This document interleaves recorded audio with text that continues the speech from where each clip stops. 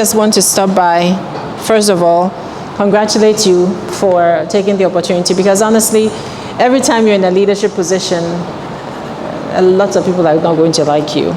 Your peers, you get a lot of negative feedback. So anybody who typically wants to put themselves up for any position is normally very wary of that. So congratulations for you guys for going through. I'm just going to give you 5 basic things that I have found, at least for student leaders, it's quite important. You know, when we're in school, at least when I was a kid, when I had to study things that were important, I always came up with a word. So if they told me that there were 5 chemical properties and something, something, something, and I could never remember it, I'll make a sentence, a word out of it so I could remember. So the word I'm going to give you guys is modalk, M-O-D-A-L-K. All right? And then we're going to go through what each of them mean.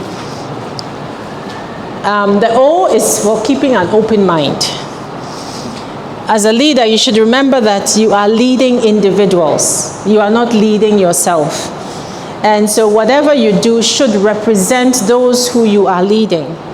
Many times we forget that, and when we get into the positions, we start to think that it's all about us and what we want. And even we begin to believe that because we are where we are, we know best for everybody else. And that's not true. So as a leader, you need to keep an open mind and understand and appreciate that those you are leading have things to offer, have things to give to you, so that you can actually be able to champion what it is that they want to champion. So don't get caught up in what you believe is right for people, because at the end of the day, what you may believe is right for someone is not what is right for them. So you should appreciate the fact that you are there to provide services to individuals, and those individual services are what you should be championing, not what you believe is right for them. All right? The K is for knowledge.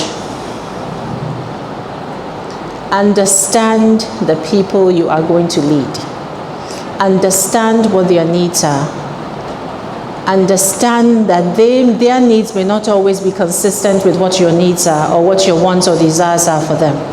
That knowledge is important also. There are individual stories for each of the people that you are leading.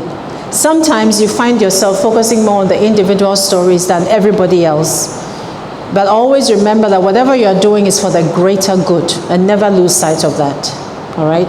The L is for learning. We are not at the end of the learning rope at all. Even my father, who passed away at 90, was still learning. So we are not above picking up things. And I think we should look at churches.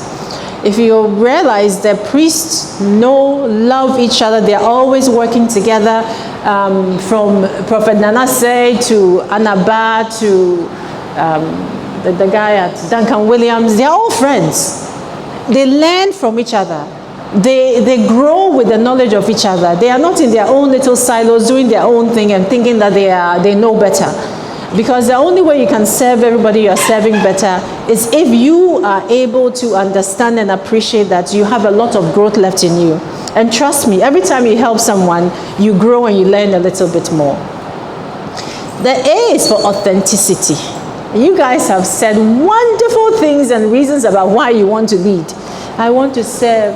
Well, since I was a child, I've always wanted to serve. That's what this guy did. He wants a promotion. He's looking for president. I want to be ready when I get the promotion outside.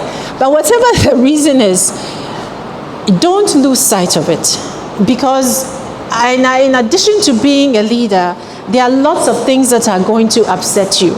People are not going to appreciate the good work that you're doing. People are going to be upset with what you're doing. And sometimes, like I said earlier when I walked in, it's a thankless job. But don't lose sight of the reason why you have decided to be a leader. Because if you lose sight of that, then your whole leadership equation is going to fall apart.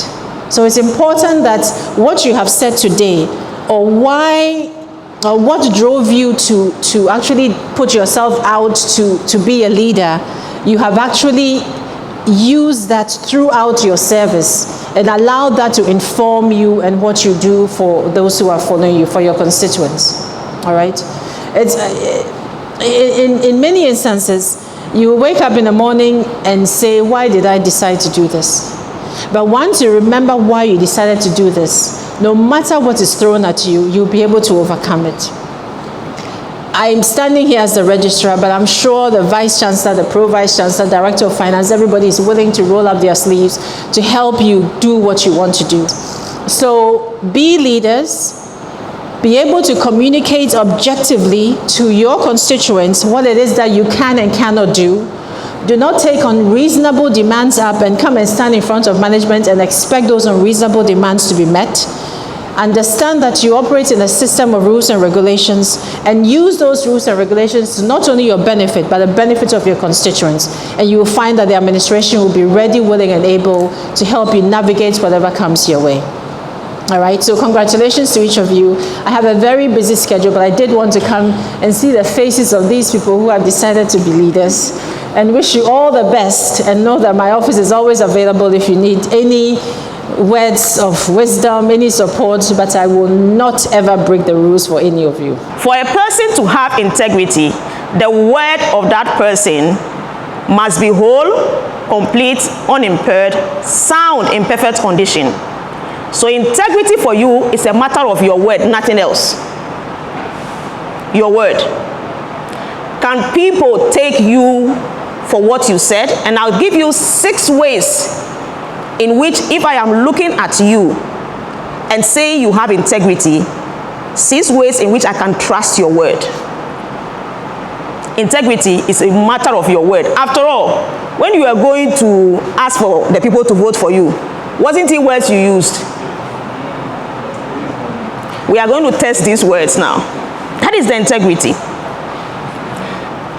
Integrity is keeping your word on time. Or, if you are unable to do it, when you will not be keeping your word, just as soon as you become aware that you are not keeping your word, including not keeping your word on time, saying to everyone impacted, 1, I beg you, the promise we made, we are having challenges. Can you go back to the students and say, we promise you that by October, we are going to have you use the plagiarism software.